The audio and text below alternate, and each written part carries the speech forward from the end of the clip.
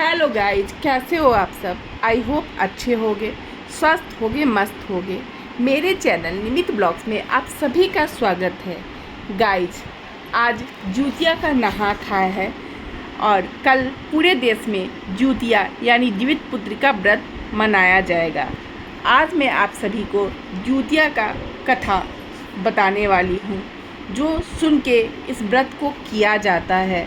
ये कथा हर क्षेत्र में अलग अलग तरीके से सुनाई जाती है, लेकिन मेन यही कथा सभी लोग सुनते हैं। ये कथा कुछ इस प्रकार से है। जीवित पुत्रिका व्रत में चिल्हो शिवार की कथा सुनाई जाती है और सुनी जाती है। एक वन में सेमर के पेड़ के नीचे एक चील रहती थी। सेमर के पेड़ पर एक चील रहती थी। पास ही के झाड़ी में एक सियारन भी रहती थी। दोनों में खूब पटती थी। चीलो जो कुछ भी खाने को लेकर आती, उसमें से सियारिन के लिए भी ज़रूर हिस्सा रखती। इस तरह दोनों का जीवन अच्छा चल रहा था। एक बार पास के गांव में औरतें ज्योतिया की तैयारी कर रही थी। चीलो ने उसे बड़े ध्यान से देखा और सियारों को भी बताया। फिर चिलो सियारों ने तय किया कि वे भी व्रत रखेंगी। दोनों ने व्रत रखा। बड़े निष्ठा और लगन से दोनों भूखे प्यासे मग्न होकर व्रत किए। लेकिन रात में सियारिन को भूख प्यास लगने लगी। जब बर्दाश्त नहीं हुआ तो उसने जंगल में जाकर मांस और हड्डी जी भरकर खाया। चीलो ने हड्डी को चबाने की आवाज़ सुनी तो उसने सियारिन से पूछा कि ये करकर की आवाज़ कैसी आ रही है।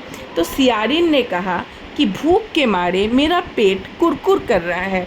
लेकिन चीलो को पता चल गया था। उसने सियारिन को बहुत सुनाया। उन्होंने कहा कि जब व्रत नहीं कर सकती थी तो संकल्प क्यों लिया। सियारों का व्रत भंग हो चुका था। चीलो ने रात भर भूखे प्यासे रहकर व्रत पूरा किया। अगले जन्म में दोनों मनुष्य रूप में राजकुमारी बनकर सगी बहनें हुईं। सियारिन बड़ी बहन हुई और उसकी शादी एक राजकुमार से हुई। चीलो छोटी बहन हुई और उनकी शादी उसी राज्य के मंत्री पुत्र से हुई। बाद में दोनों राजा और मंत्री बने।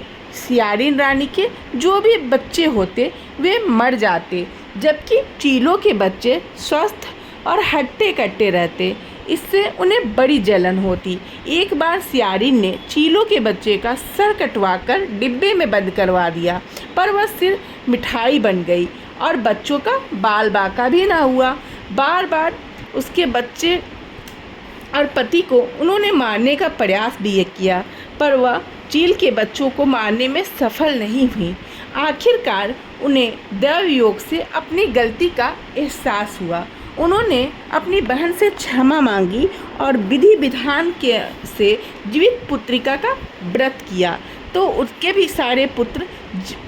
भी पुत्र हुए और वे जीवित रहे। कहते हैं कि जो भी औरतें जीवित पुत्रिका का व्रत करती हैं, कथा पढ़ती हैं, सुनती हैं, उनके बच्चों को लंबी उम्र का वरदान मिलता है।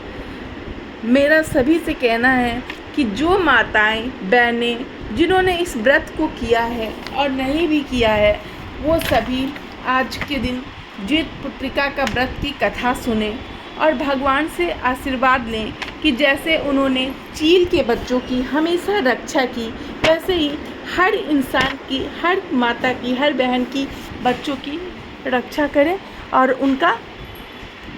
उनके सर पे हमेशा आशीर्वाद बनाए रखें।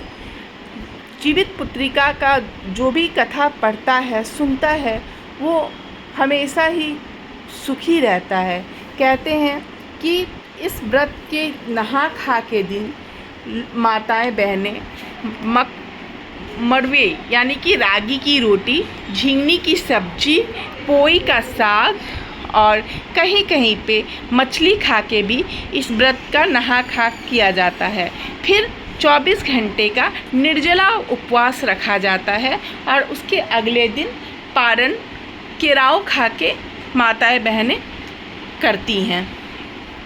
इसी के साथ ये कहानी समाप्त होती है। मुझे आशा है आप सभी को ये कहानी बहुत ही पसंद आई होगी, और अगर आप लोगों को मेरी कहानी पसंद आई है तो मेरे चैनल को लाइक, सब्सक्राइब और शेयर कीजिएगा, और मुझे भी ढेर सारा आशीर्वाद दीजिएगा। धन्यवाद।